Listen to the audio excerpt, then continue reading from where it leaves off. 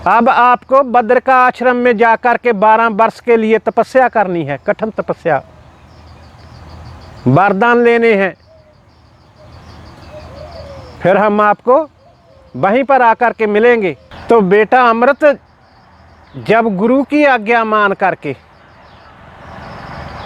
राजा भरथरी नाथ बन के अपने महलों में खैर लेने गया, भिक्षा लेने के लिए गए, और भिक्षा लेकर के भिक्षा के साथ शिक्षा भी लेकर के अपने गुरु के पास आए।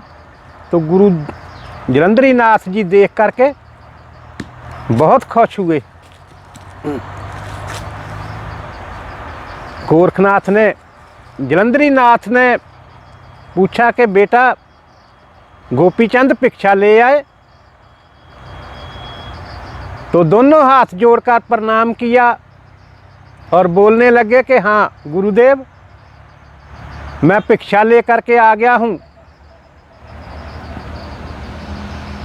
तो गुरु जलंधरी नाथ जी कहने लगे कि बेटा गोपीचंद, आपको भिक्षा में क्या क्या मिला? तो गोपीचंद जी अपने गुरु को बता रहे हैं कि गुरुदेव, भिक्षा में ये कच्चा भोजन मिला है और साथ में हमको माता की शिक्षा भी मिली है। तो गुरुदेव पूछ रहे हैं कि बेटा शिक्षा में आपको क्या क्या मिला है? तो गोपीचंद हाथ जोड़े बता रहे हैं कि गुरुदेव, भिक्षा के साथ शिक्षा हमको हमारी माता ने 3 शिक्षाएं दी हैं। पूछ रहे हैं कि बेटा वो कौन कौन सी है? गुरुदेव, पहली शिक्षा तो ये दी है माता ने कि ब्रह्मचर्य का पालन करना।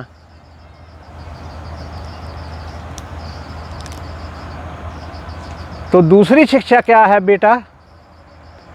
गुरुदेव, दूसरी शिक्षा ये है कि भोजन तब ही ग्रहण करना जब आपको भूख सताए। तीसरी शिक्षा ये है गुरुदेव, माता ने बोला है कि तभी सोना है जब आपको नींदर सताने लगे, जोर डालने लगे। तो गुरुदेव जी सुनकर बहुत खुश हुए।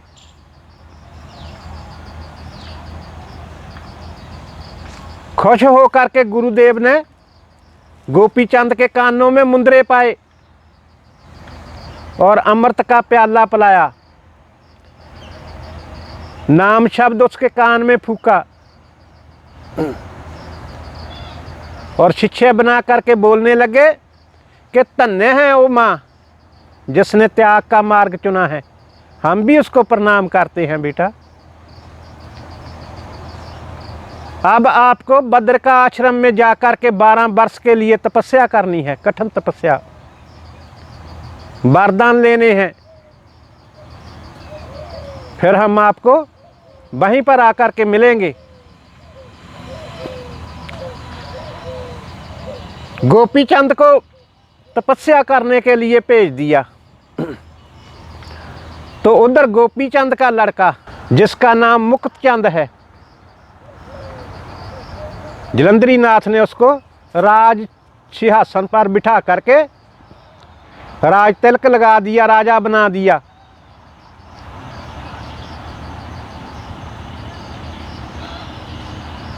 और गोपीचंद की रानियां पटरानियां को बोला कि अब आपके लिए ये आपका ही सब कुछ है।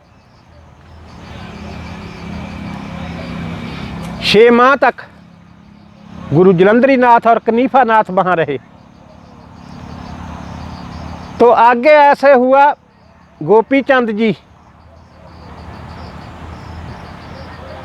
दिन में सफ़र करते हैं, रात में किसी मंदिर या मठ में आराम करते हैं। तो अपनी भूख को मिटाने के लिए भिक्षा मांगकर भोजन करते हैं। तो ऐसे चलते चलते भरथरी जी गौड़ बंगाले। ऐसे ही चलते चलते गौड़ बंगाले के निर्मा नगरी में पहुंचे तो अपनी भूख मिटाने के लिए भिक्षा मांगने लगे।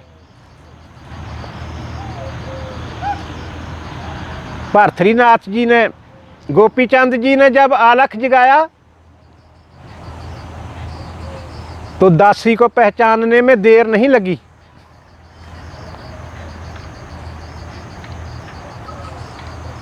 उसने जब उसको पहचान लिया तो वो अंदर जा कर के महल में जा कर के रानी चंपावती और महाराजा हुक्मचंद जी को कहने लगी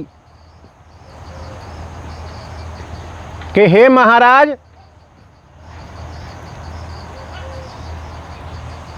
चंपावती के भाई महाराज गोपीचंद जी साधु भेष में आपके दरबार पर भिक्षा मांग रहे हैं।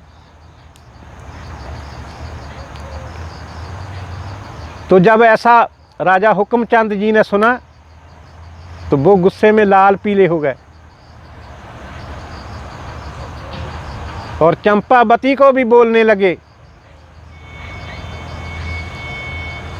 कि तरकार है ऐसे तेरे भाई को।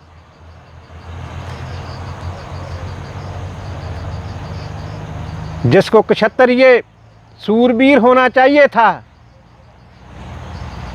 वो अब साधु भेष बना करके दर दर पर भीख मांग रहा है।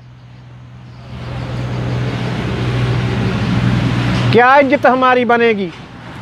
लोग हमको क्या बोलेंगे? तो राजा हुक्मचंद जी ने गोली को सब समझा दिया कि इसको घोड़साल से ही भोजन छिका के वहाँ से ही वापस कर दिया जाए। तो उधर चंपावती के सास सहुरा को जब पता चला तो वो भी चंपावती को बुरा भला कहने लगे।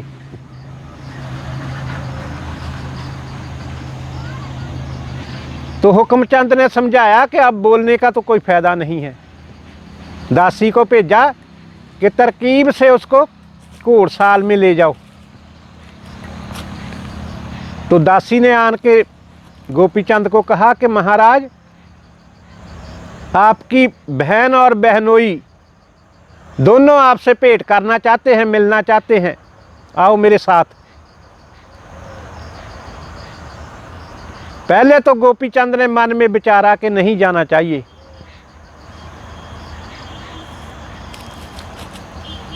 फिर बहन होने के नाते कहना मानकर दासी के पीछे पीछे जब गए तो उसने घोड़साल में गोपीचंद को बिठाया।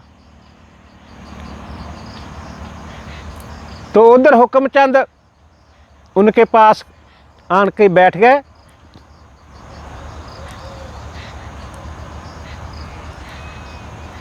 तो चंपावती ने अपने भाई के लिए भोजन का थाल भेजा।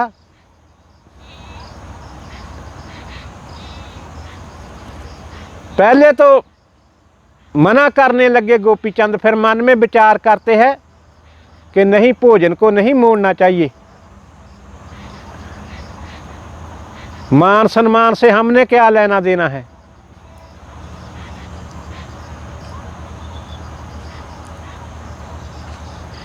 तो जब भोजन कर रहे हैं गोपीचंद, चंपावती के सास सहुरा ननन चंपावती को बहुत बुरा भला बोल रहे हैं कि देखो बेशर्म आपका भाई कैसे चपड़ चपड़ खा रहा है। तो गुस्से में आकर के चंपावती ने महल से छलांग लगा दिया और नीचे गिरते ही उसका दम टूट गया, मर गई।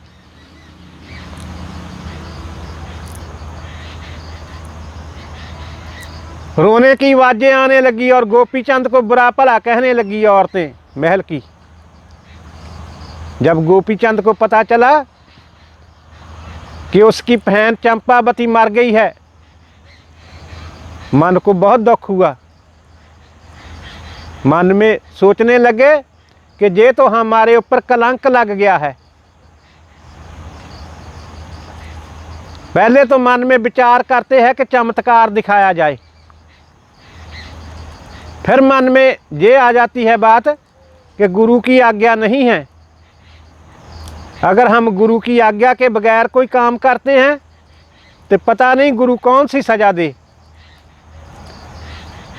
इसलिए गुरु को ही लेकर के आना अच्छी बात होगी।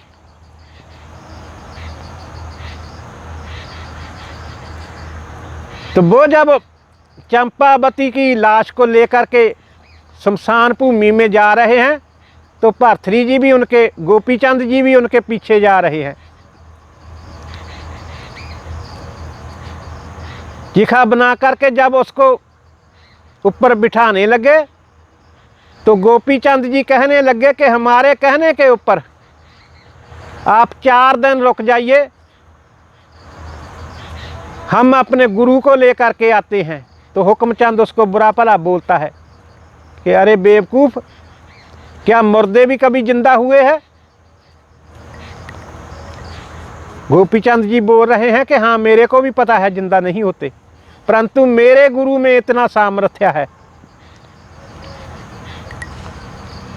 तो कहने लगे कि जाओ लेकर के आओ। जब जाने लगे गोपीचंद जी तो हुक्मचंद ने उसकी बहन चंपावती का एक बाजू काट कर गोपीचंद को दे दिया।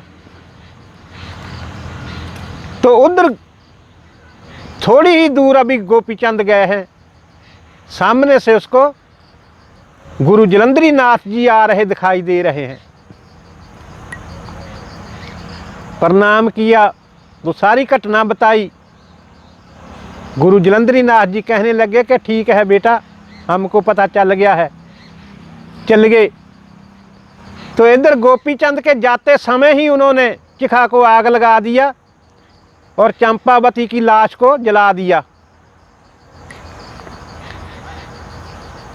तो गुरु मच्छंदर नाथ जी जब महल में आए, सभी ने उनका तेज देख करके सत्कार किया। हुक्मचंद ने सिंहासन पर बिठा के पूजा अर्चना की। तो जलंधरी नाथ जी कहने लगे कि लाओ, चंपावती का शव कहाँ है, हम उसको जिंदा करते हैं। तो दोनों हाथ जोड़कर हुक्मचंद बोलने लगे कि गुरुदेव हमें क्षमा कीजिए, शव को हमने जला दिया है। तो गोपीचंद ने वो चंपावती का जो बाजू था वो गुरुदेव के आगे कर दिया कि ऐ गुरुदेव, आप संजीवनी मंत्र से हमारी बहन को जिंदा कीजिए। तो गुरु जलंधरी नाथ ने चंपावती को दोबारा जिंदा कर दिया। तो ये देख करके चंपावती भी गुरु जलंधरी नाथ के चरणों में गिर पड़ी और सभी देख करके हैरान हैं।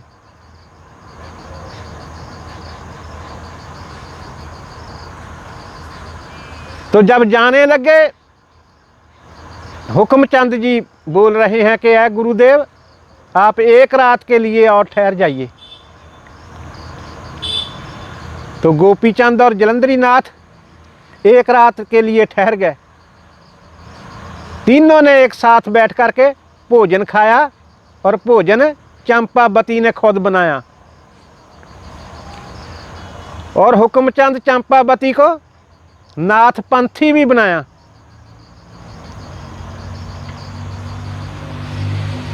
तो गुरु जलंधरी नाथ जी गोपीचंद को तपस्या के लिए बद्रका भेज के आप फिर हैलापटन को आ गए, जहाँ पर कनीफा नाथ और जलंधरी नाथ 6 माह तक, 6 महीने तक हैलापटन में रहे और फिर तीर्थ करते करते 12 साल के बाद बद्रिका आश्रम में जब पहुँचे तो वहाँ गोपीचंद को मिले।